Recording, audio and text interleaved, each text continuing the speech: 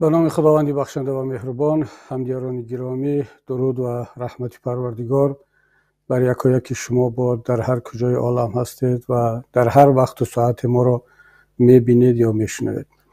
امروز با شما اطراف یک موضوع بسیار هم مهم صحبت خواهم کرد و اونم باشد ما تاجیکان و تروریسم و کی گناهگار است برای آن که امروز نام تاجیک مرادف یا سینونیم با تروریسم شد و چی باید کرد، چی کارها را ما باید انجام بدیم که بار دیگر تاجیک را، نام تاجیک را برگردانیم به اون جایگاه خود که همچون ملت صاحب تمدن، صاحب فرهنگ باشد و اون برچسبی که امروز به ملت تاجیک میزنند و زده ایستادند این را باید از نام تاجیک، از فرهنگ تاجیک باید دور کرد.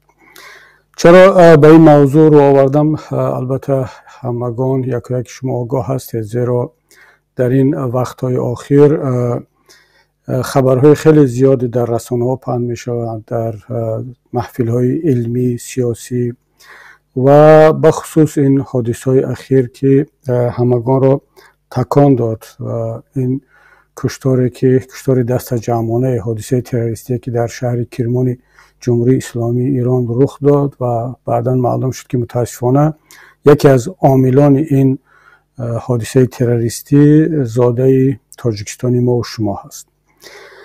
و قبل از این هم چندین رسانه های اروپایی بخصوص مجله خیلی هم معروف و سرخواننده آلمانی بیلد تا این هم یک چند مقاله زده بود و اخیرا باز یک خریطه رو نشر کرد که چگونه به نام من در ناخونک میگیرم به نام تروریستان تاجیک از تاجیکستان با کدام مسیر به اروپا می آیند و نه تنها این مجله بلکه چند رسانه‌های خبری اروپایی دیگر هم اطلاعاتی را درباره بازداشتی یک چند نفری که چندی از آنها زاده تاجیکستان بودند در شهر کلن آلمان اونها را حبس کردند و گویا آنها آمادگی می‌دیدند برای عملی کردن یک ترکیش در شب سال نو، عید مذهبی مسیحیان در اروپا در یکی از کلیساهای بزرگ شهر کلن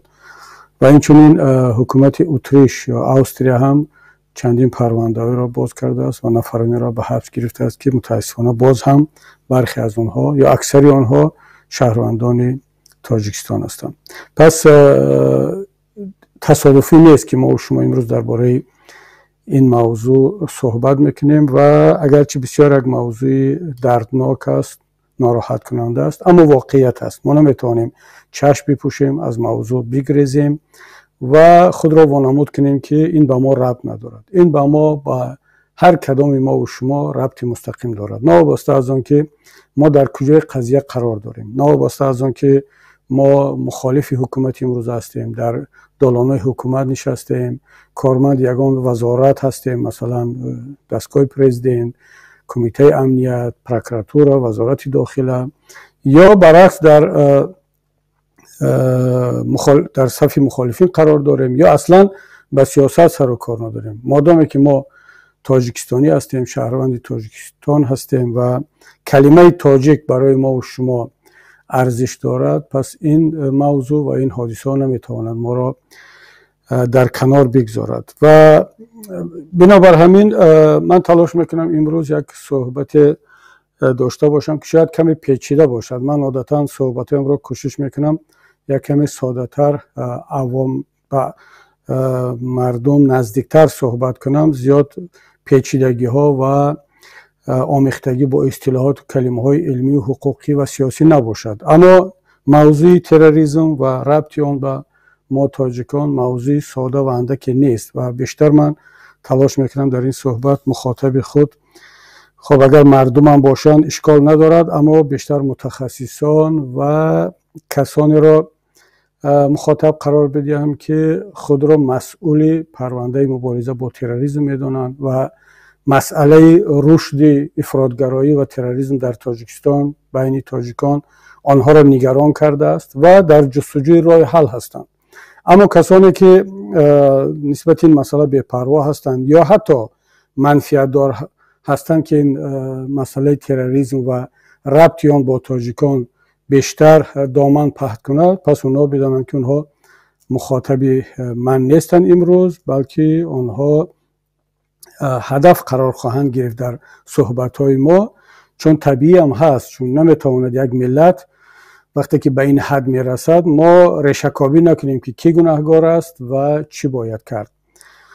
خب من عامل‌های پیدایش این پدیده رو در چی میبینم؟ یعنی پدیده تاجیکیت و تروریسم که این دو به هم این شب و روز خیلی ربط پیدا کردند و اصلا یک روندی را من مشاهده میکنم که تروریسم را بچسبانند با همه چیزی که به تاجیک ربط دارد، به فارس زبان ربط دارد، به منطقه یا به حوزه تمدنی فرهنگی ما و شما ربط دارد. یک زمانی بود که ما بعضی ملت ها و قوم های را با ارتباطشون به این یا آن پدیده میشناختیم. برای مثال وقتی که بنده در مسکو دانشجو بودم در اکادمی دیپلماتی سالهای 90، ملت چچن رو با مافیا، با زوراوری، با خرخشه و کشمکش ها در روسیه و در منطقه میشناختند و یا اینکه ملت های دیگر رو با یک پدیده دیگر، یک ملت رو با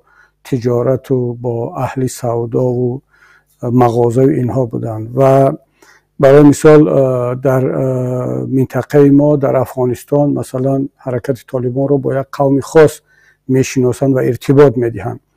اما ملت تاجیک رو همیشه ملت قلم در مقابل میگفتن، اهل قلم در مقابل اهل شمشیر. ما که در احاطه همسایگان ترک نژاد یا ترک زبان خود قرار داشتیم، در ادبیات تاریخی ما یعنی ترک و تاجیک بعضا اصطلاحاً در بعضی کتب به معنای اهل قلم و اهل شمشیر هم آمده است و تاجیک با این نام معروف بود. اما چی شد که یک باره در این 10-15 سال اخیر ملتی که از 1400 سال عمر یا تاریخ دین مبین اسلام، شاید که 1200 سال 1300 سال این تاریخ با ملت تاجیک هم ربط دارد. ما مردم اکثرا مسلمان هستیم. چرا این ملت که 1300 سال با دین مبین اسلام وجود داشت، همزیستی داشت، همچون اهل قلم، اهل فرهنگ، اهل علم شناخته شد،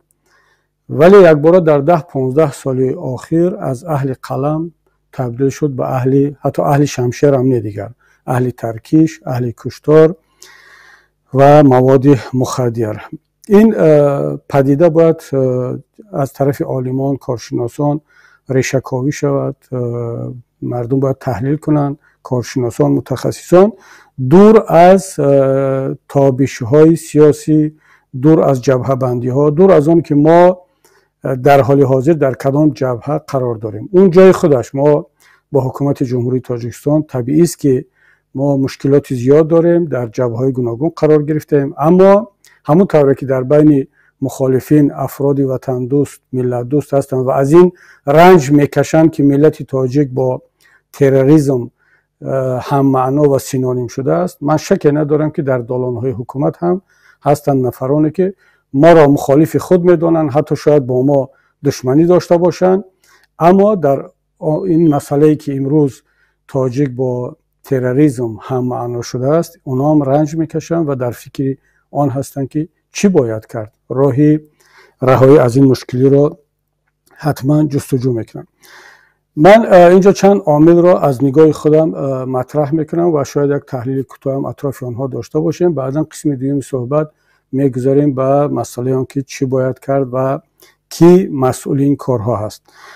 من باعث رشد افراطگرایی در تاجیکستان را یا سبب اصلی را در با وجود آمدن یک خلا یا واکوم اعتقادی ایدئولوژی بعد از فروپاشی اتحاد شوروی میبینم. البته این یکی از عامل ها هست، همه عامل ها نیست. چرا این واکوم باعث پیدایش افراطگرایی و تروریسم، اکستریمیسم در جامعه ما گشت؟ برای آنکه وقتی که اتحاد شوروی که دارای یک ایدئولوژی قوی کمونیستی مارکسیستی داشت، اون پاش خورد در این خلا هر یک کشوری که تازه به استقلالیت رسیده بود و هر یک ملتی که دولت ساخت، صاحب دولت شد، تلاش کرد که این خلا را با یک عقیده، با ارزش‌های، با باورهای پر کند. شما می‌بینید که کشورهای بالتیک رفتن به سمت اروپا و ارزش‌های لیبرال دموکراتی را در جامعه رشد دادند و امروز یعنی شدن جزئی حوزه فرهنگی اروپایی یا غربی. کشورهای مثل آسیای مرکزی و کشورهای قفقاز متاسفانه در یک چهارراهه اعتقادی قرار گرفتند که دیگر نتوانستند برای خود مشخص کنند که بالاخره اینها به کدام سمت حرکت میکنند از لحاظ فکری اعتقادی، چون اکثریت مسلمان هستند مردم و اما نمیتوانند به سمت یک جامعه فرهنگی اسلامی حرکت کنند، چون اون تاریخ 70 ساله شوروی و وجود این کشورها در حوزه ژئوپلیتیکی مثل OBSE، اتحادیه اروپا و همسایگی با کشورهای اروپایی اجازه نمیدهد که آنها بتوانند راحت شامل حوزه فرهنگی اعتقادی مثلا جهان اسلام شوند.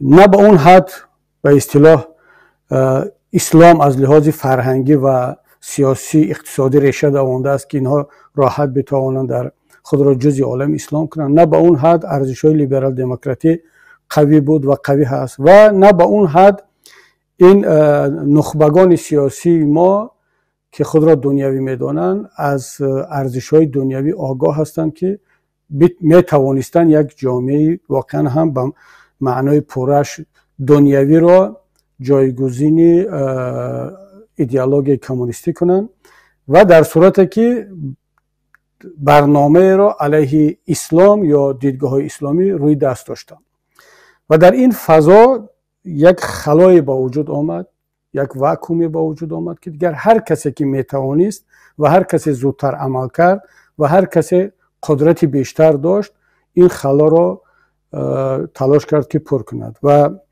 5 سال یا 6 سال اول استقلالیت ملت تاجیک مشغول جنگ شهروندی بود و کسی هم در فکر فضاسازی نبود، کسی در فکر پر کردن این واکومی اعتقادی در جامعه نبود و این طبیعی هم بود که مسئله اساسی این ختم جنگ شهروندی و برقراری ثبات و امنیت در کشور بود. اما بعد از اون که ملت این مرحله را سپری کرد و با شرافت سازشنامه عمومی صلح که بین حکومت جمهوری تاجیکستان و اتحادیه نیروهای اپوزیسیونی تاجیک بسته شد، تاجیکستان وارد یک مرحله جدید شد، مرحله هویت سازی و شکل دادن اعتقادات، ارزش‌های مشترک ملی تا اینکه در مبنای آن ما بتوانیم جامعه بسازیم.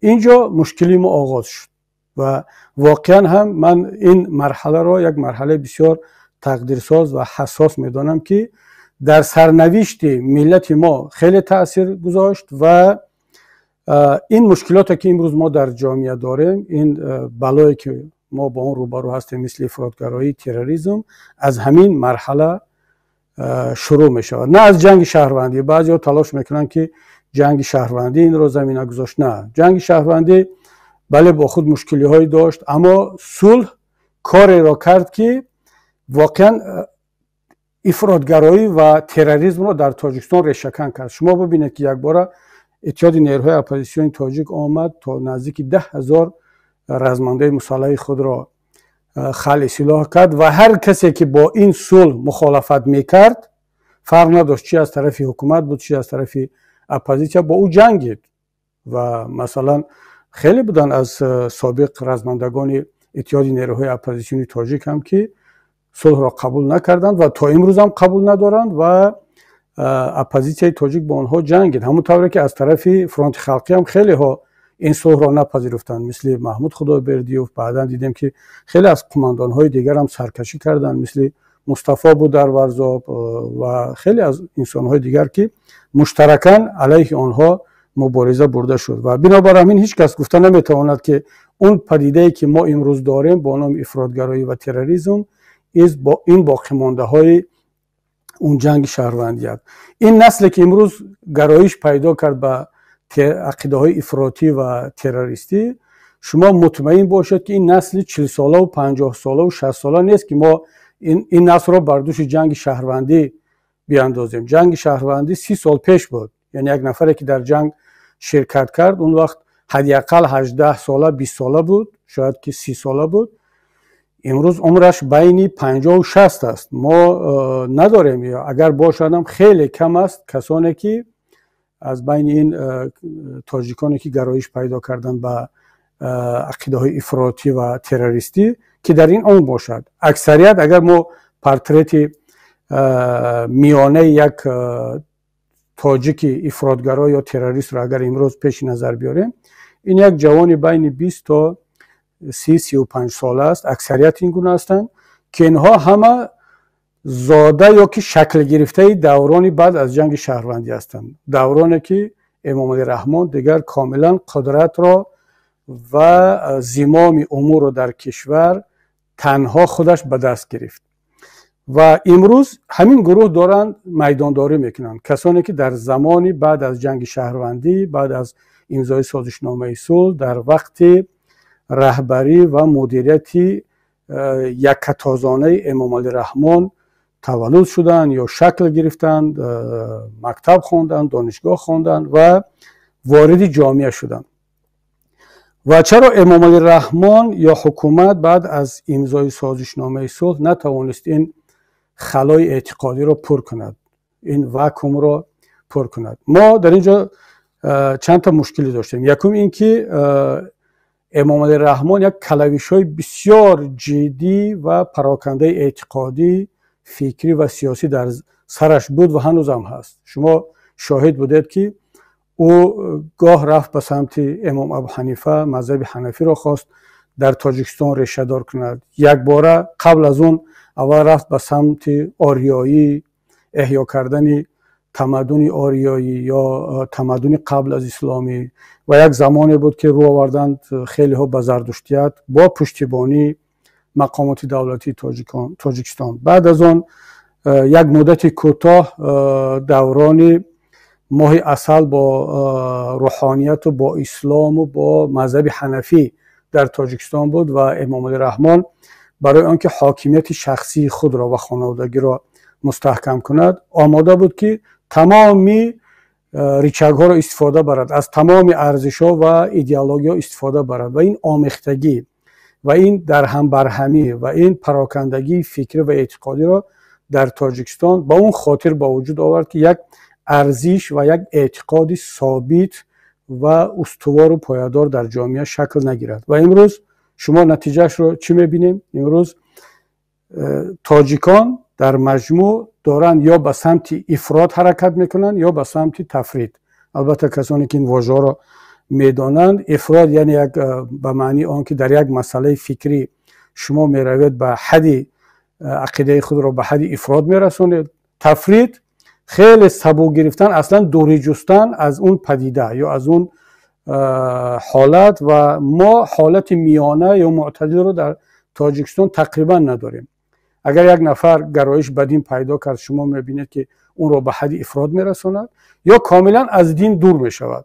یک نفر اگر زردشتی شد برای مثال، میبینید که یک زردشتی متعصب کاملا دارای نفرت نسبت دین اسلام، نسبت مسلمانان و نسبت تمام اون فرهنگی که 1400 سال جامعه ما، ملت ما با اون زندگی کرد. شما اگر ببینید که یک نفر رفت به سمت لیبرال دموکراسی، یک لیبرال دموکراتی کاملا متعصب افراطی می شود.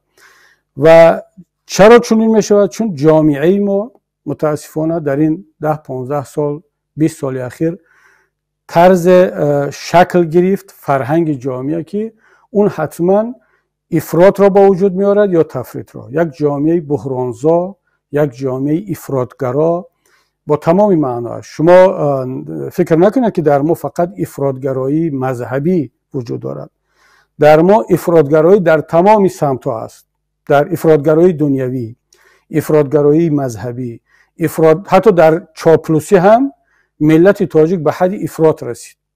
یعنی اون فرهنگ چاپلوسیزم رو در جامعه به حد رساندن که دیگر یک نفر رو اصلا میبینید که واقعا یک افراطی است، یک متعصب هست.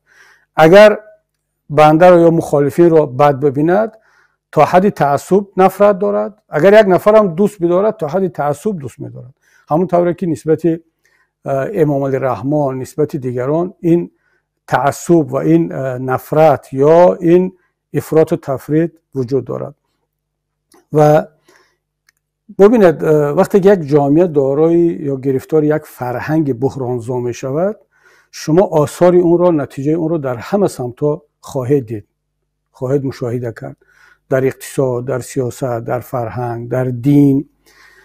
و کی است مسئولی با وجود آوردن این فرهنگ و این فضا؟ طبیعی است کسانی که اداره امور کشور در اختیارشان است. بیهوده عرب‌ها یک ضرب المثل دارند که الناس علی دین ملوکهم، یعنی مردم معمولا در آیین یا در فرهنگ در دین ملوک یا پادشاهان خودشان است.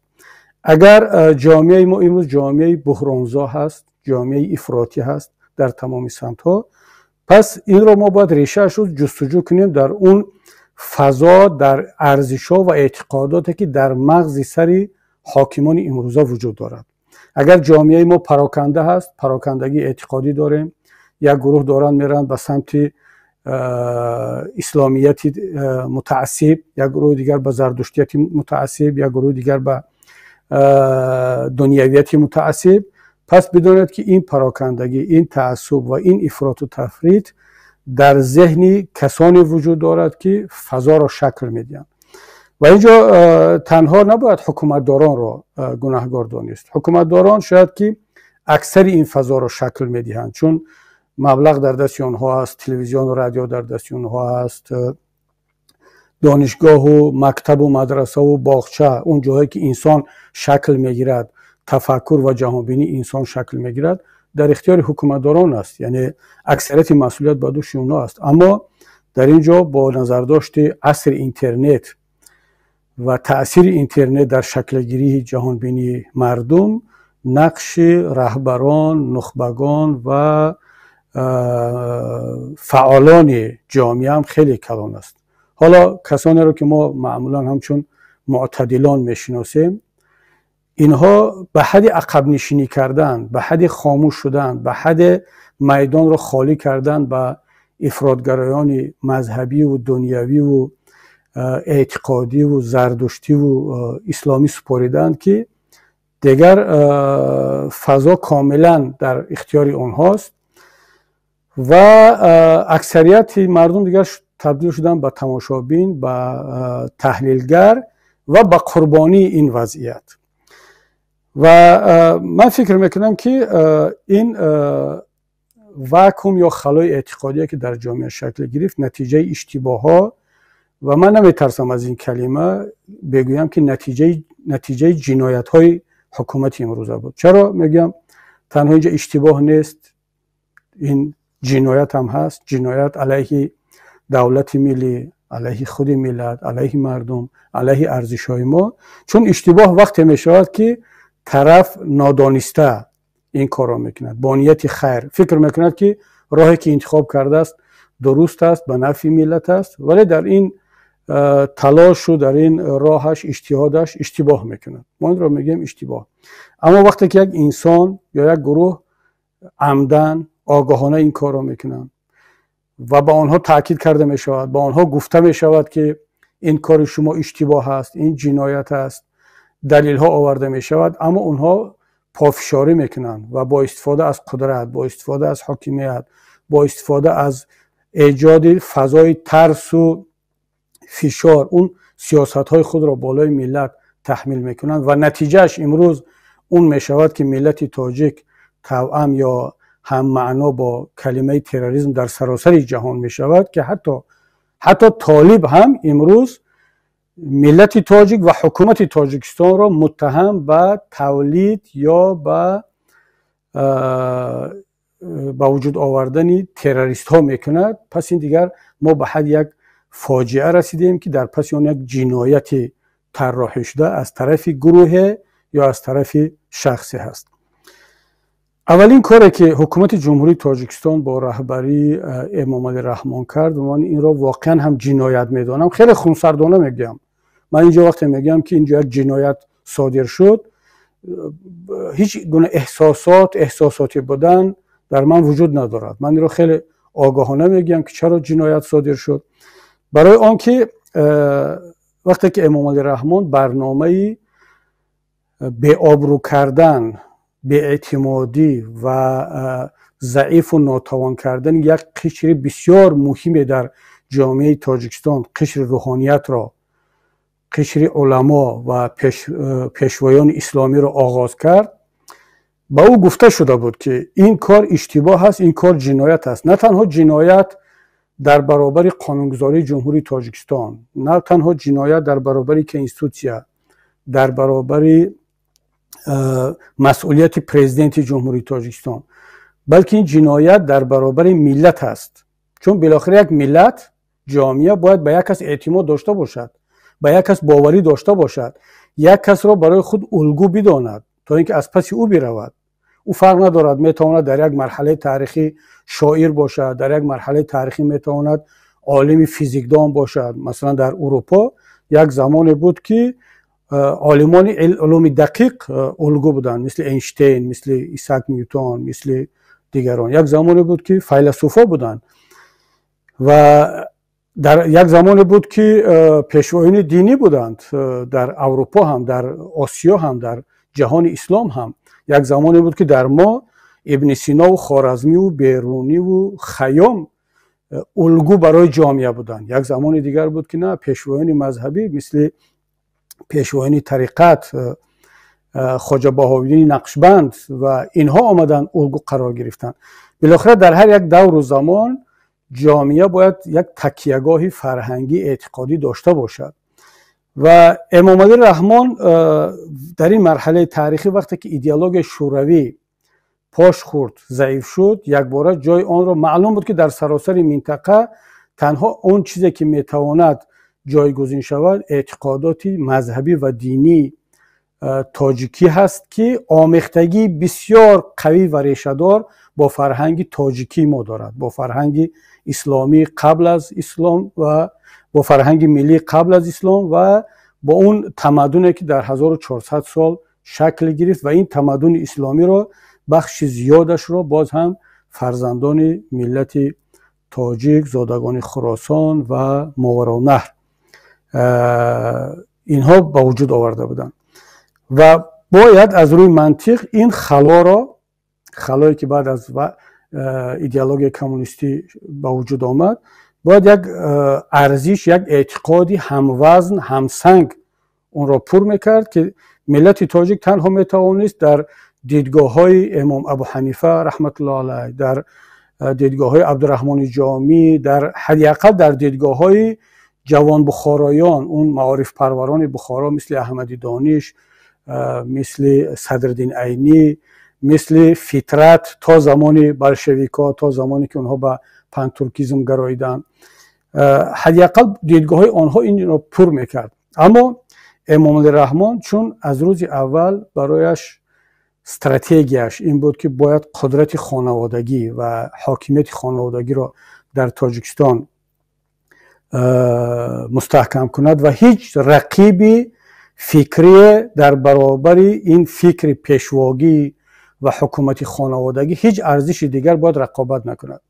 تمام این جهانبینی ها برای او رقیب حساب میشدند. حتی جهانبینی کمونیستی هم، بلشویکی هم که خودش از بطن، از شکم این جهانبینی بیرون آمده است، خودش یک زمان پرتارگ پیشوای حزب کمونیست در ناحیه دنقره بود، در یکی از کلخوزها و عضو حزب کمونیست بود. حتی همین جهانبینی کمونیستی هم که مخالف شکل گرفتن حکومت خانوادگی هست، یعنی عقیده واقعی اصیل مارکسیستی، این را تحمل نخواهد کرد.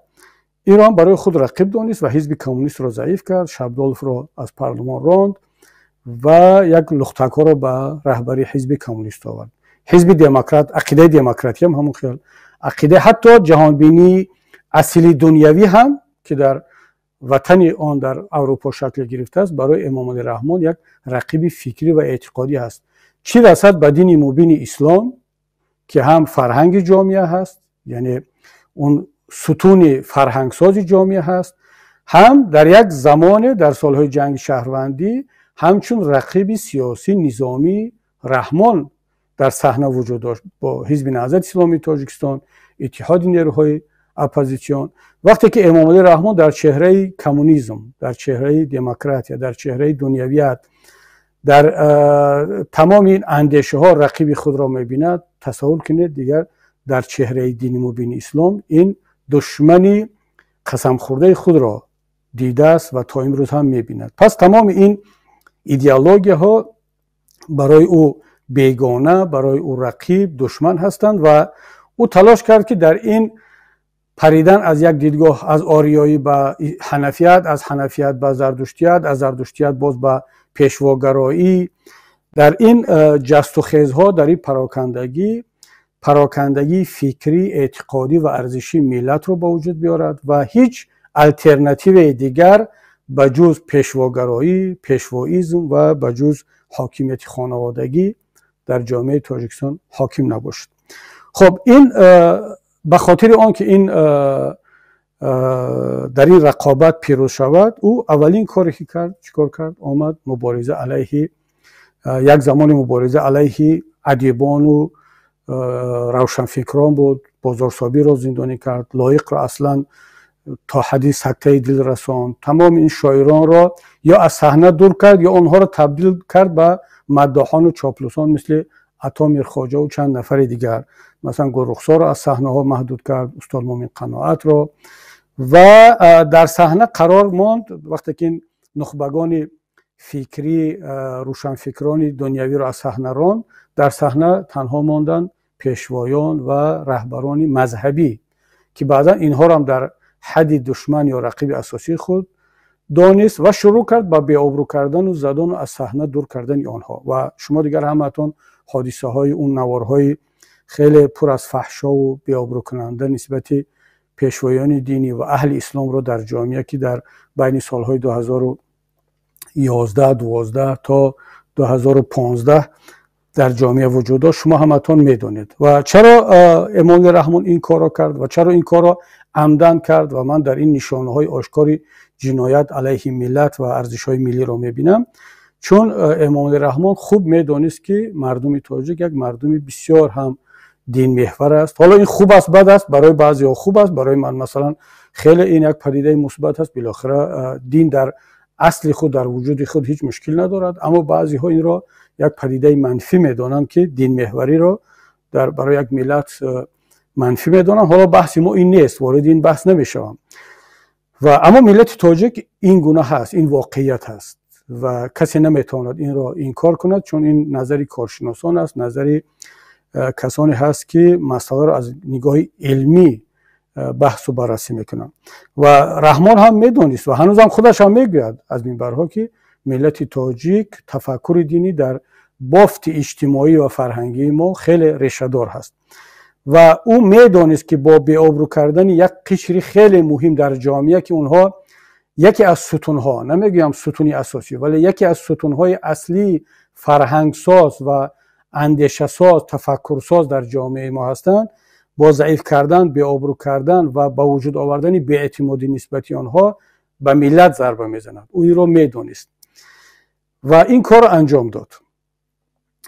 انجام داد و او تلاش کرد که وقتی که رقیب اساسی خود دامله ها، پیشوایان مذهبی و دین مبین اسلام را همچون یک پدیده اجتماعی در جامعه ضعیف میکند، او باور داشت، شاید به قدرت خودش، به توانمندی خودش تکیه کرد که میتواند در عوض آن در جامعه یک اندیشه، یک تفکر جدیدی را با وجود بیارد با نام پیشواپرستی. از خداپرستی، از دین پرستی یا از دین محوری به پیشوا محوری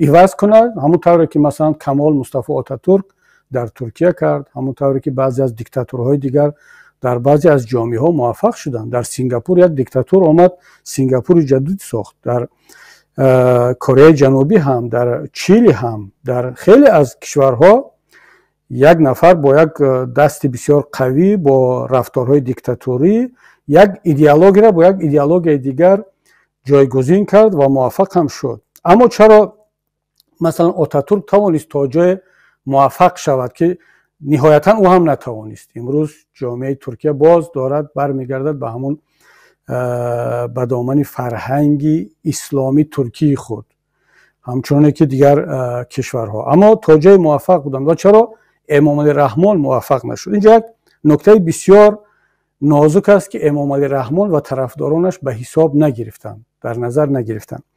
اول اینکه قدرت فکری، قدرت شخصی خودشون خیلی ضعیف بود، به اون حد نبودن که به اون نه مثلا زمینه علمی دارن خودشون شخصا، نه شخصیتی، نه فرهنگی، از لحاظ شخصی هم به حد شکل گرفته نبودن که بتوانند به حد یک پیشوا، به حد این نام بزرگ یا کلان و خیلی هم یعنی سنگین وزن که نه هر کتف نه هر ستون مهره میتواند این نام کلان رو بردارد. امام علی رحمان فکر کرد که میتواند این رو برداشته، این رو تحمل کرده. اما اشتباهش در کجا بود؟ این حساب کتابش در کجا غلط برآمد؟ او فکر نکرد که مثلا کمال مصطفی آتاتورک هر چی کرد نکرد، چی خیلی ما اون رو بهانه دیم امروز، یک دزد نبود، یک کسی نبود که در فکری خانواده‌اش و در فکری درآمد گرفتن و در فکری آن باشد که فقط خودش و خانواده‌اش را تأمین کند، بدزدد، به فساد مالی دست داشته باشد، فرزندانش، نبیرگانش. شما دلخواه ترک را چه از دوستان و چه از دشمنان کمال آتاتورک بیارد، میگه که خب کمال آتاتورک بله شاید فکرای برای ترکیه مناسب نبود، اشتباهایی کرد، اما از لحاظ شخصیتی، از لحاظ پاکی نفس انسانی دزد نبود. در صورتی که امام علی رحمان خودش در همین پیام آخرش گفت که ما از بالا تا پایان، یعنی از خود من سر کرده تا میده‌ترین اعضای خانواده‌ام و اعضای حکومتم در فکری چی هستیم؟ آرام کردن این نفس بد خود هستیم. یعنی این را آگاهانه یا ناآگاهانه این را گفت و از او صدا داد و این واقعیت است. شما استالین را بگیرید، استالین یک ایدئولوژی کمونیستی را آورد در جای ایدئولوژی قدیمی، هم در بین پراوسلاوهای روسیه و هم مسلمانان آسیای مرکزی جایگزین کرد و خیلی هم قوی. کسی میتواند بگوید که استالین دزد بود؟ استالین یک جنایتکار بود از نگاه من، از لحاظ سیاسی و اعتقادی، اما از لحاظ اقتصادی مالیوی دزد نبود. همه میدونن که استالین وقتی که از دنیا رفت با یک همون کیتل و با یک لباسی یگانش از دنیا رفت، از خود هیچ چیزی برای فرزندان و دیگرانش نماند. یا دیکتاتور سینگاپور که امروز سینگاپور یکی از کشورها است، با راه روش دیکتاتوری به این حد رسید، اما رهبر اون وقته سینگاپور اون یک گپی بسیار معروف دارد، گفت که یعنی واقعا یکی از دوستان نزدیک خودش رو خشم بود زندانی کرد فقط به خاطر کروپسیون و دزدی مالی دولتی و مال ملی. اما امام علی رحمان چگونه میتواند یک دزد، یک فسادکار، یک کسی که حاکمیت خانوادگی را بالای جامعه تحمیل میکند، این بتواند با یک جهانبینی مثل اسلام مبارزه برد، برام پیروز شود، در جای اون یک جهانبینی دیگر را با نام پیشواگرایی و داهی پرستی بیارد جایگزین کند؟ امام علی رحمان اگر پیرو کدام جهانی باشد، برای مثال اگر فردا خود را زردشتی اعلان کند، فردا خود را آریایی اعلان کرد، مگر آریایی پیروز شد در مقابل دین مبین اسلام یا جهان بینی دیگر؟ نه.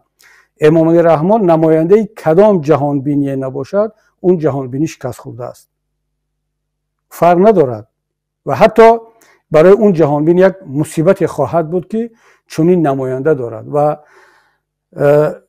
دیگر فرهنگ پیشواگرایی و داهی پرستی و پیشوا پرستی در تاجیکستان تمام شد. چرا؟ برای آنکه در پسی آن نفر مثل امام علی رحمان هست که با ارزش‌های ملی، با فرهنگ ملی مبارزه برد و نتوانست در جای اون یک جایگزین به وجود بیارد.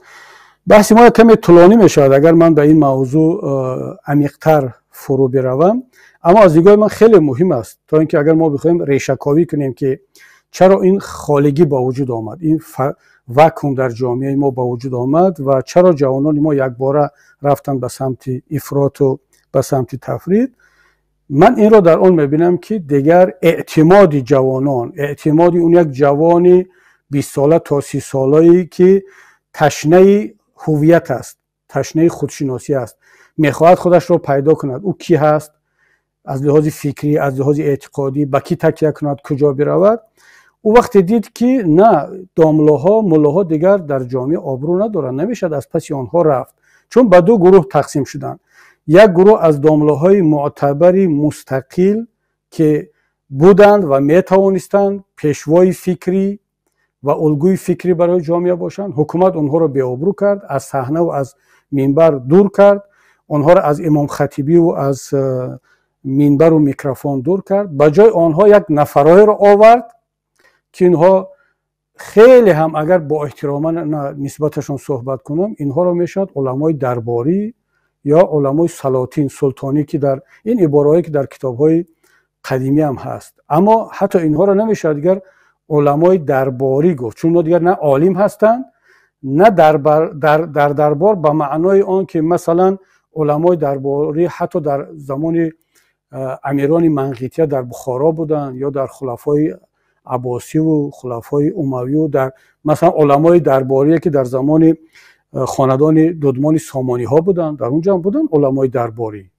شاعرای درباری. مثل رودکی یک شاعری درباری بود به معنای امروزش، یعنی اون شاعری سیاسی و مخالف نبود، بلکه اون سروده معروفش در باره بویجوی مولیان، این تقریبا بیانگر آن است که میخواهد شاه را در او یک محبت بازگشت به بخارا را بیدار کند از هرات، از بلخ، و وصفای عجیب کرد و خیلی هنرمندانه.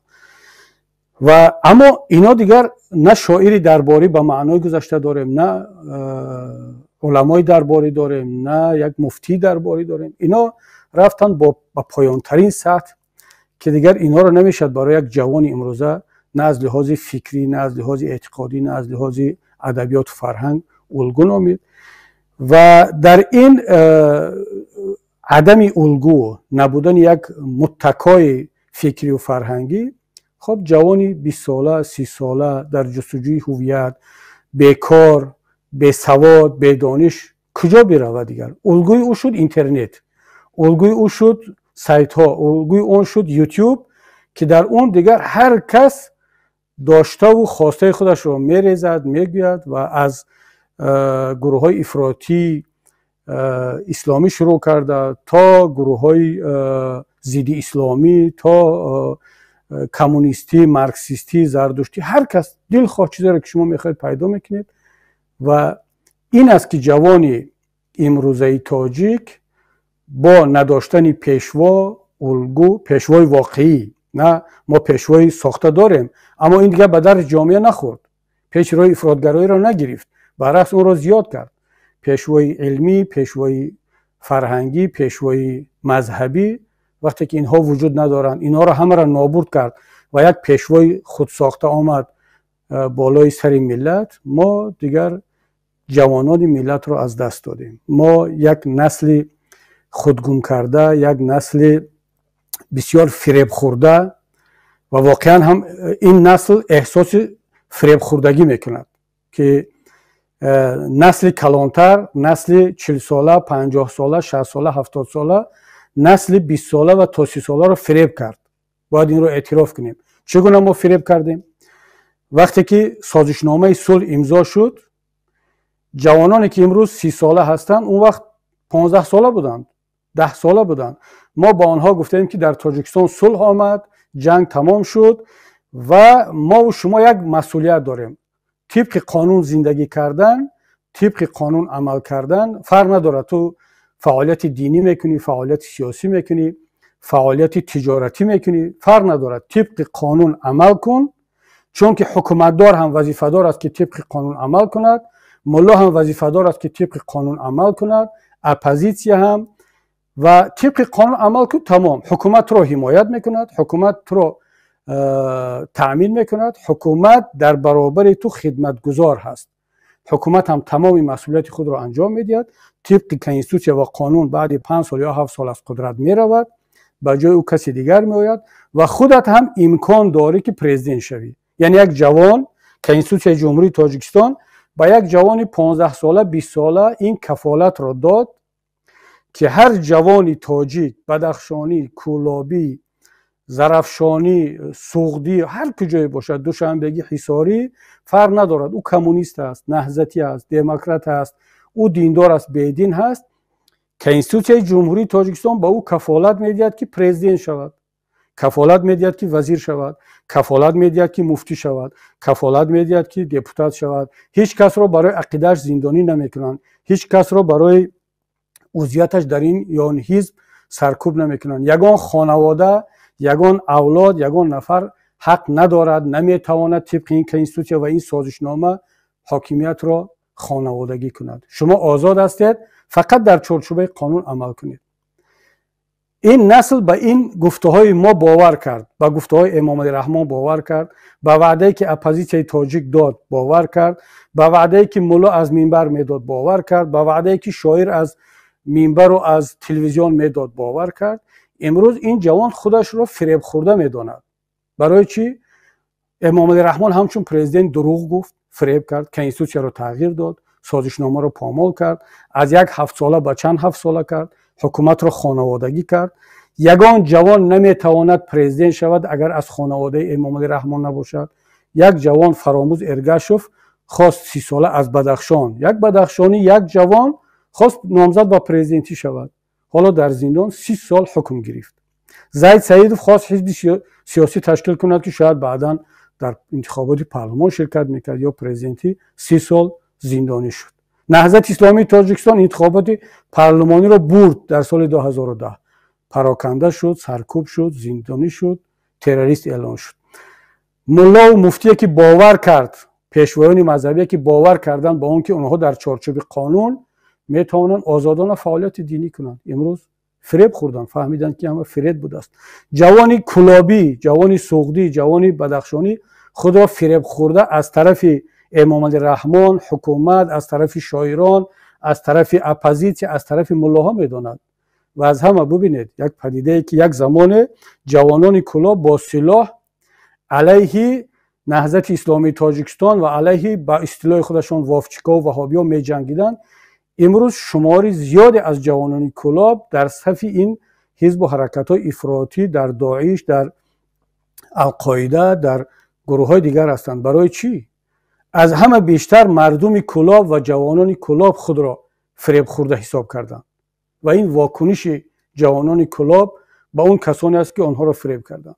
در اول با آنها سلاح دادن، گفتن که شما کلابی هستید، غرمی و بدخشانی و دوشنبگی و اینا شما را کشتن میخواهند، شما را محاصره کردن. اون نوارها یادتان هست گویا که استاد مرحوم سید عبدالله نوری گفته باشد که شما تیر را بزنید، ملائکه ها به سینه کلابی میبرد، که یک منتج بسیار دروغ، یک تهمت بود. اگر این حرف را استاد نوری میگفت، شاگردان کلابیش مثل سید عمر و سید ابراهیم و همین ملا عبدالرحیمی که اون وقتا در پهلوی استاد بود و دست آگیری استاد نوری بود، اینا اعتراض میکردن که چرا این حرف رو میگوید، ولی چون نگفته بود اینا هم تا به حال همه میگن که نه، چون حرفی نبود. اما اون دستگاه تبلیغاتی که میخواستن مردم کلاب رو فریب کنن، بشورانن، این رو منتج کردن و خواستن که اون نفرت را در بین جوانان کلاب علیه دیگر قشرهای جامعه، غرمی و بدخشانی و دوشنبگی و وحدتی و جاهای دیگر با وجود بیارن تا اینکه این جنگ شهروندی علنگه بگیرد و به این هدفشون رسیدن. و حتی متاسفانه برخی از همون باقی مانده های تفکر پیشینه هنوز هم با همون تعصب کلابیگری، گویا که هنوز هم کسی علیه مردم کلاب باشد، که این بازمانده باقی مانده انا همون فتنه فکری هست که اون زمان با وجود آوردن. اما 80-90% جوانان کلاب امروز چشمشون باز شد، فهمیدن که نه، همون غرمی و بدخشانی و دوشنبگی و وحدتی تاجیک است، مسلمان است، برادری او هست، همدینی او هست و خود را فریب خورده حس کرد. آمده است امروز در پهلوی بدخشانی قرار گرفته است، در پهلوی سوغدی و در پهلوی غرمی و رشتی و دوشنبگی قرار گرفته است. اما چون خود را از طرف یک خانواده یک گروه فریب خورده حساب میکند، امروز دیگر میخواد انتقامش رو بگیرد. انتقام برای چی؟ برای آینده از دست رفته، برای اون خونهای ریخته، برای اون زحمتهای کشیده، برای اون مبارزه ها، و نمیخواهد بار دیگر به کسی اعتماد کند. نه به رحمان دیگر اعتماد دارد، نه به ملا اعتماد دارد، نه به رهبریت اپوزیسیون اعتماد دارد، به هیچ کس، نه به شاعر، نه به نویسنده. یگانه اعتمادش کی مونده است؟ همون کسانی که خیلی دور هستند در اینترنت. مثلا برای یک جوان تاجیک امروز یک واعظ دینی مثلا از کشورهای عربی، از ایران، از افغانستان، از پاکستان، از حتی اگر مثلا او مسلمان نباشد، مثلا پیروی جهانبینی اسلامی نباشد، یک اروپایی، یک از امریکایی، جایگاهش بالاتر است از یک سخنور، سخنگو، از یک شخصی که از داخل تاجیکستان باشد. برای چی؟ برای اینکه امام رحمان تمام ریشه ها، ستون ها و پایه های شخصیت ها، گروه ها و قشرهای جامعه را در داخل کشور شکست، از بین برد و یک بی‌اعتمادی کامل را در جامعه با وجود آورد که امروز این باعث آن گشت که جوان تاجیک رو بیارد به عقیده و گرایش های افراطی که در جایهای دیگر هست. خب ببینید، وقتی میگیم که کی گناهگار است، باید اول به این سوال جواب بدیم که کی منفعت دار هست که تاجیک همچون تروریست شناخته شود، یا اصلا کی منفعت دار است که جوانان تاجیک به تروریسم، افراطگرایی گرایش پیدا کنند. سوال خیلی عادی هست ولی جواب میخواهد. آیا ملاها منفعت دار هستند که جوانان تاجیک افراطی شوند، تروریست شوند؟ برخی ها از این کسانی که در این آب لای میخوان ماهی بدارن، بلا فاصله شروع میکنند که این ملاها عیب دارند و گناهگارند و نتیجه کار ملاها هست و سازمان های دینی هست و حتی نهضت رو گناهگار میکنند که همین نهضت بود که این تروریست ها را با وجود آورد. وقتی که نهضت صلح کرد و نهضت فعالیت میکرد تا سال 2015، شما بروید استاتستیکای رسمی حکومت رو ببینید که از تاجیکان، از تاجیکستان چند نفر در شامل رویخط تروریستی در سطح جهانی بود. خود وزیر داخله اون وقت گفته بود که ما همگی تا امروز 300 نفر داریم که شامل گروه های تروریستی هستند. تا وقتی که نهضت فعالیت میکرد، کمتر از قرقیزستان، کمتر از قزاقستان، کمتر از ازبکستان، کمتر از قفقاز، از روسیه. تاجیکستان از همه کمتر داشت وقتی که نهضت اسلامی تاجیکستان عمل میکرد و این مدیریت افکار و اندیشه جوانان را تا حد در اختیار داشت. و بنابر همین ببینید، وقتی که یک تروریسم اسلامی نام برده می شود یا یک جوان با نام دین با صدای الله اکبر ترکیشه رو با وجود می آورد، اولی ضربش به ملا و به مفتی و به اون کسانی می رسد که خود را منسوب دین مبین اسلام یا یگان سازمان اسلامی می دانند. از آن جمله حزب نهضت اسلامی تاجیکستان، از آن جمله همه مسلمانان، هر یک امام و مفتی فرق ندارد و حکومتی است، اپوزیسیونی هست، او احساس خجالت میکند، احساس میکند که او ضربه خورده ایستاده است. برای چی؟ برای آنکه نگاه به یک مسلمان، به اسلام در مجموع منفی میشود. مگر وقتی که در آلمان جوانان تاجیک را برای افراطگرایی و تروریسم حبس میکنند، ما مهاجرین تاجیک ما ضربه نمیخوریم، ما بدنام نمیشویم، چی مسلمان باشیم چی غیر مسلمان؟ پس چگونه ما منفعت دار بودیم که جوانان تاجیک افراطی شوند، تروریست شوند؟ چگونه ملا، چی حکومتی باشد چی غیر حکومتی، چگونه منفعت دار است؟ پس یگان نماینده دین، یگان سازمان دینی، یگان مفتی، یگان امام خطیب این منفعت دار نیست که جوانان تاجیک افراطی شوند و تروریست شوند. آیا قشری روشنفکر و قشری شاعران و دنیوی ما منفعت دار هستند که جوانان تاجیک تروریست شوند، افراطی شوند؟ بالکل نه. چون وقتی که اونها جامعه را به هم میزنند، میترکانند، میکفانند، نام تاجیک را بدنام میکنند، حتی اگر مسلمان هم نباشد، همین که نام تاجیک معرفی به تروریسم میشد، برای او یک مصیبت است. یعنی یک تاجیک ملت دوست، وطن دوست و به معنای تامش تاجیک، اگر چی مسلمان باشد چی غیر مسلمان، او منفعت دار نیست که تاجیک افراطی شود، تروریست شود. خب شما دلخواه قشر را هم بگیرید، همین تحلیل کنید. خب کی استفاده میبرد از تروریست شدن تاجیک؟ کی منفعت دار است؟ کی این را میخواهد پررنگ کند، در همه جا جار بزند و کی این را میتواند به شرق و به غرب و به امریکا و به خطای و به روسیه و به جامعه جهانی ارزان بفروشد؟ همون منفعت دار است. کی بیشتر از منبرها درباره رشد تروریسم در تاجیکستان بانگ خطر میزند؟ در تمام نشست ODKB، شاس، در سازمان ملل، در OBSE، همه جا را پر از آن کرد.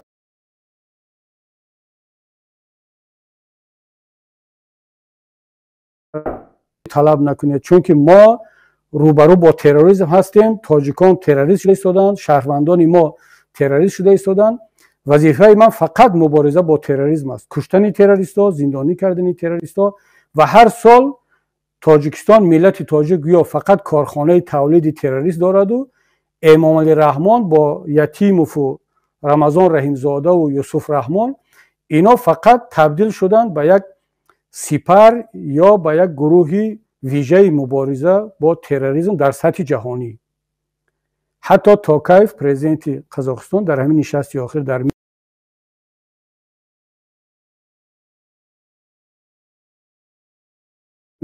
میترسونی، یادتان هست گفت که сколько можно пугать друг друга угрозами из Востока, из Афганистана, терроризм, контрабанда. Прекратите в конце концов.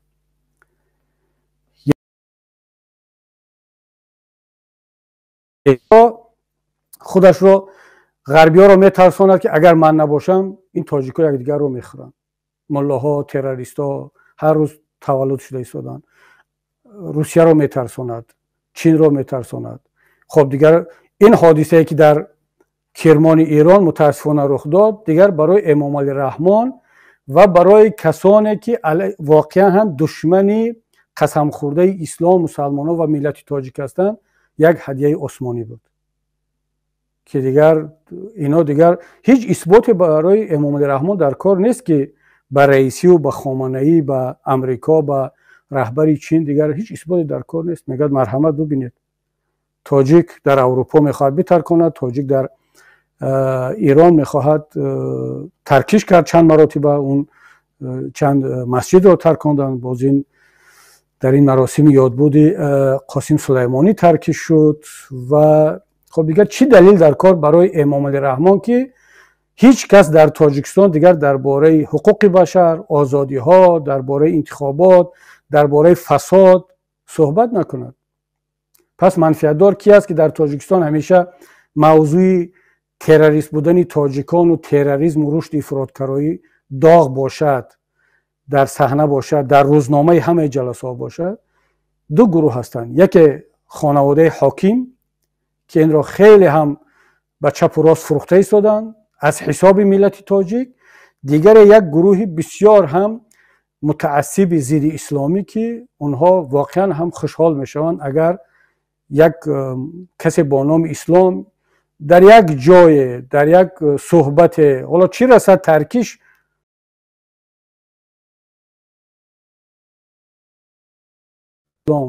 خصوصا اگر با صلاح و ریش داشته باشد، بیاید یک چرنده بگوید، یک حرف ناجای بگوید، حتی اگر برای خودش دلیل دینی هم داشته باشد، اینها دیگر توی دارند. اینها طبل شادی میزنند، تبلیغ میکنند به چپ و راست. شبکه ها رو ببینید، منتظر همین گونه حالت هستند. و این دو گروه منفعت‌دار هستند که موضوع تروریسم همیشه در جامعه داغ باشد و اینا هم گناهگار اصلی هم همینا هستند. ما نباید دیگر گناهگار اصلی جستجو کنیم. بله ما همه گناهگار هستیم، ما همه به حد خود به دایره مسئولیت و امکانات خود مسئول هستیم، گناهگار هستیم. اما گناهگار اصلی، منفعت‌دار اصلی همونایی هستند که از حساب تروریست اعلان شدن ملت تاجیک و تروریست شدن جوانان تاجیک اینها بازار خود را گرم میکنند و تلاش کرده ایستادند که این فضا در جامعه پایدار بماند. من یک مثال کوچک براتون بیارم و به قسمت آخر بگذارم. وقتی که قانون دین در پارلمان قبول میشد، یادم نیست سال 2008 بود یا 9، دوستان بروند ببینن که قانون اخیر دین در تاجیکستان که قبول شده بود. رئیس کمیته دین مرادالله دولت بود، فیلسوف و یک جامعه شناس، و ما در پارلمان قانون رو بحث میکردیم. من خیلی مخالفت کردم، سخنرانی کردم و دلیل آوردم که این قانون بر ضرر دولت، بر ضرر ملت، بر ضرر دین و بر ضرر امنیت جامعه خواهد بود. دلیل های خود رو در سخنرانی هم در پارلمان گفتم و رئیس پارلمان خیراللهیف احساس میکرد که دلیل های من دلیل های بی اساس نیستند، اما جرأت نداشت که بیاد آنها را آشکار بگوید که خب فکت و دلیل هایی که وکیل میگوید اینها را هم قبول کنید. چون همه میترسیدن، همه بعدا رئیس بعدیش هم میترسید که حتی یک پیشنهادی کوچکی ما را هم قبول کند، برای آنکه خب این دیگر برای امام رحمان میشد که چگونه شد که تو حرفی کبیری رو، پیشنهادی کبیری رو قبول کردی.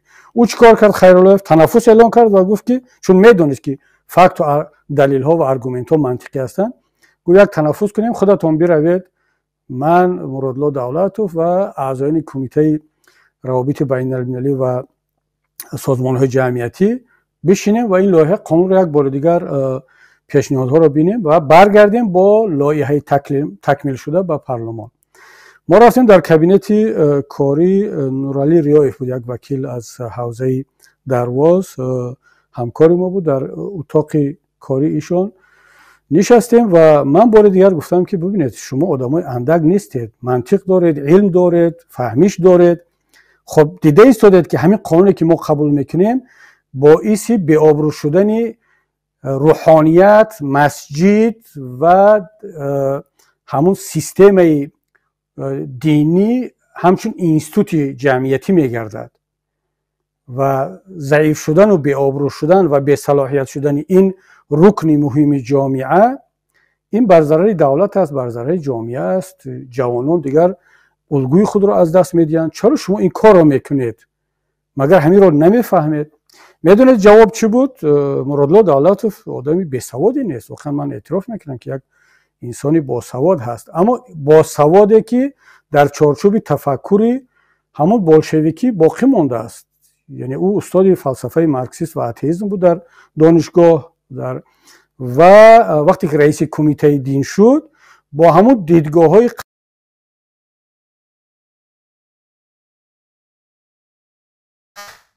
دقیقاً محیدین خوب شناختی گفت مسئله رو.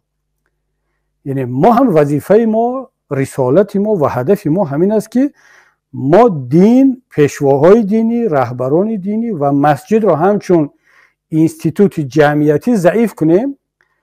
برای چی؟ برای آنکه تاجیکستان، ملت تاجیک بین دو یکی را باید انتخاب کند، یا دین اسلام یا ملت تاجیک.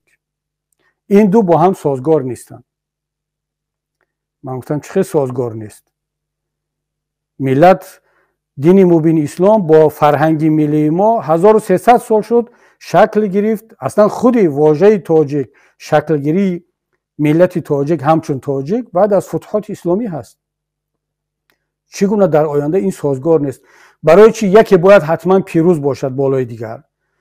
ارزش‌های دینی باید حتما یا ارزش‌های ملی ما را شکست بدهد تابع کند، یا چرا باید حتما ارزش‌های ملی ما، ارزش‌های دینی ما را تابع کند و شکست بدهد و به حاشیه براند؟ کی گفت است این تفکری غلط را؟ گفت که نه، این باید همین گونه باشد. یعنی امکان ندارد اگر ما می‌خوایم که تاجیک همچون ملت شکل بگیرد، تاجیکستان قوی باشد، باید که اندیشه ملی، فکر ملی ما قوی‌تر باشد از فکر دینی و فکر دینی تابع باشد، ضعیف‌تر باشد. خب برای آنکه ضعیف‌تر باشد و حالا قوی‌تر هست، باید این را شکست داد، باید این را ضعیف کرد و باید راه اساسی هم این است که باید که پیشواها و شخصیت‌های مذهبی ضعیف باشند، شکسته باشند، بی‌آبرو باشند. اگر می‌خواهیم که دین بی‌آبرو شود و فرهنگ ملی بالاتر برود، باید که چهره‌های دینی را و اینستیتوت‌ها، سازمان‌های دینی را باید که ما ضعیف‌تر کنیم. من مثال آوردم اون وقت الکسی فتروی پاتریارخ روسیه بود، نه کریل. گفتم که ببینید الکسی فتروی یک انسان بسیار باسواد دانشمند پاتریارخ هست، در پیشوای مذهبی هست و حکومت روسیه پوتین از این استفاده کرده ایستاده است. پایه‌های دولتداری روسیه قوی شده ایستاده است. تاجیکستان هم نیاز به چنین یک شخصیت‌های قوی مذهبی دارد که در پهلوی دولت و حکومت بیستد، نه در مقابل، نه بالاتر نه پایانتر، در پهلو بیستد و کمک کند دولتداری تاجیک را، ملت سازی تاجیک را. او گفت که نه، این امکان ندارد، برای تاجیکستان این نمی شود، ما این تصمیم رو هم گرفتیم. و از هم عجیبش او گفت که خودت هم یک انسان تحصیل کرده هستی، متعصب نیستی، باید که این فکر را قبول کنی، پافشاری نکنی و در جامعه باید این فرهنگ و این فکر قوی شود. من گفتم ببینید، حالا ما را همچون مولا میشناسید یا همچون غیر مولا، ولی من یک تاجیک مسلمان هستم. برایم ارزش‌های ملی و ارزش‌های مذهبی هم خیلی مهم هستند و من این دو را با هم در یک توازن منطقی دریافتم، میبینم امروز، در آینده هم دیدن میخواهم و هیچ وقت نمیخواهم که تفکر یا فرهنگ ملی هم علیه فرهنگ دینی هم باشد یا برعکس دینی هم علیه فرهنگ ملی هم باشد و هر کسی این کار را کند، چه با نام دین چه با نام ملت، به هر دو خیانت کرده است. اما شما اگر این کار را کنید، پس هم اشتباه کردید، هم جنایت، و آینده نتیجهش رو خواهید دید. امروز نتیجهش رو میبینیم. امروز دیده ایستادیم که اون وقت، حالا من در اول فکر کردم که مراد دولت و چند ایدئولوگ های دیگر، اینا چون از همون فیلسوفای اتئیستی گذشته هستند، اینا تلاش میکنن این اندیشه خود را در جامعه عملی کنن، اما سیاستمدارا که فکری سیاسی دارن، فکری دولتی دارن، مثل رحمان و وزیر امنیت و وزیر داخله و دیگرها، نباید اجازت بدین و حتما اجازت نخواهند داد. اشتباه من در همین بوده است که اکنون میفهمم که اینها با هم در اون شب و روز در یک تفاهم، در یک مشورت پیشکی این لایحه قانون را از نام حکومت پیشنهاد کردند و هدف هر دو گروه، هم گروه تکنوکرات حاکم و هم گروه ایدئولوژی اون اتئیستی، هدفشون این بوده است که برای آنکه ملت سازی کنند باید که اسلام زدایی کنند. دقیقاً همون فکر داعشیه که برای آنکه اسلام سازی کنند باید حتما ملت ها را از بین ببرند. اون فرق ندارد اون ملت عرب است، کرد هست، تاجیک است، فارس است، ترک است، برای یک داعشی باید که از بین برود. و این تفکر داعشی هم در دایره های دینی است، هم در دایره های دنیوی ما، و امروز نتیجهش رو دیده ایستادیم که جامعه تاجیک برای چی امروز جوان تاجیک در این یک آشفته بازار ایدئولوژی اعتقادی رو به افراط آورد و من اینجا دیگر هیچ گناهکار اصلی جز حکومتداران تاجیکستان پیدا کرده نمیتوانم و مسئولیت ما هم، گناه ما هم در این است که این را خیلی دیرتر درک کردیم، فهمیدیم، ولی امیدوارم که هنوزم دیر نشده باشد. حالا چی باید کرد؟ من هرچند باز تکرار میکنم، حالا همچون یک صحبتی سیاسی نکرده ایستادم که باز همچون اپوزیسیا صحبت کنم به مقابل حکومت موجوده، نه، همچون یک تاجیکستانی، همچون یک مسلمان صحبت میکنم که ما مخالفین، هم کسانی که حکومتی هستند و هم کسانی که در بین اون خاکستر رنگ هستند یا خاکستری هستند که متاسفانه یا خوشبختانه شمارهشان از ما مخالفین یا حکومتی ها بیشتر است، اما خیلی کم فعال و ضعیف و بی‌طرف هستند که این واقعا یک مصیبت است.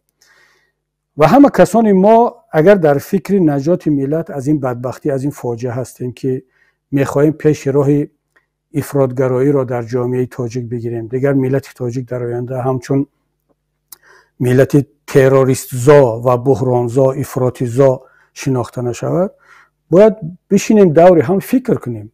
من نه همچون اپوزیسیا صحبت کنم، اونه که در وزارت امنیت نشسته است و وطن دوست است و ملت دوست است، امیدوارم هنوز باقی نموندند و رمضان رحیمزاده و سیمومین یتیموف هنوز فرصت نکردند اون ملت دوستانی واقعی را از بدنه نهادهای قدرتی دور کرده باشند پر را، چون این روند آغاز شده بود در اون زمانی که من در تاجیکستان بودم. امیدوارم که هنوز هم وطن دوستان، ملت دوستانی واقعی باقی موندن در اون ساختارها. حتی چی در دستگاه پرزیدنت کار میکنید یا حتی بگذار در داخل خانواده رحمان باشند، اگر یگان فرزندش نبیرش واقعا ملت دوست هستند و در فکر آینده ملت هستند، ما باید در بعضی مسائل ها با هم همکاری کنیم، بخصوص در همین مسئله که الان گفته ایستادم درباره پیشگیری از افراطگرایی. من دیروز حتی یک نامه به سازمان شانگهای هم فرستادم که امروز رسانه‌ای شد. در آن حتی از سازمان شانگهای هم دعوت کردم که پیش راه امام علی رحمان گرفته شود، چون که با این سیاست‌های اشتباهیش نه تنها تاجیکستان را و ملت تاجیک را یک ملت افراطگرا کرده ایستاده است، بلکه دامنه این مصیبت به کشورهای عضو شاس رفته ایستاده است. ایران هم عضو شاس هست، عضو شانگهای هست. این ترکش‌هایی که تاجیکان در اونجا انجام داده ایستادن، این نتیجه سهلنگاری به تفاوتی رهبریت جمهوری اسلامی ایران است که با داد و وای و با این همه هشدار و با این همه آگاه کردن ما که هم با آقای روحانی هم با تمام رئیسان جمهوری این کشور نامه نوشتم، با پوتین نامه نوشتم که این کاری که امام علی رحمان کرده ایستاده است علیه سازشنامه صلح، علیه یک طرفی صلح، علیه ملت تاجیک، این عاقبتش ضررش به همه خواهد رسید.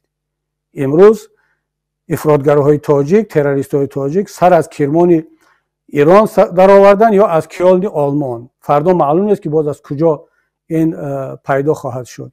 10 سال پیش این را میگفتیم، امروز نتیجهش را رهبران ایران و روسیه و رهبران اروپا و سازمان ملل دیده ایستادن. حالا هم دیر نشده است. حالا هم میگیم چه سازمان شانگهای هست، چه آن هست، چه مقامات قدرتی تاجیکستان هست، هر کسی نباشد، ما باید سری این مسئله بشینیم فکر کنیم. راه رو من در چی میبینم؟ حالا اینجا پیشنهاد خودم رو میگم، شاید که اشتباه باشد. مرحمت اگر کسی در این باره گفتنی دارد، پیشنهاد الटरनेटिव دارد، بفرماید، ما اون رو حتما بحث خواهیم کرد. من به این نظر هستم که تا اون روزی که امام علی رحمان با این دیدگاه و اون دستگاه فکریش در حاکمیت وجود دارند، ملت تاجیک میخواهد نمیخواهد، جوان تاجیک میخواهد نمیخواهد به سمت افراطگرایی خواهد رفت. اگر افراطگرایی دینی نشد، او حتما افراطگرای دنیوی خواهد شد.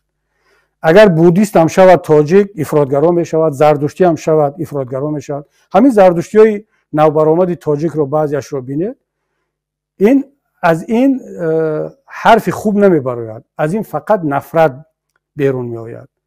نفرت نسبت یک بخشی عظیم جامعه تاجیک، نسبت دینی اکثریت تاجیکان، نسبت اسلام، نسبت ارزش‌های اسلامی، این یک افراطی هست. این مسلمان نیست ولی افراطی است.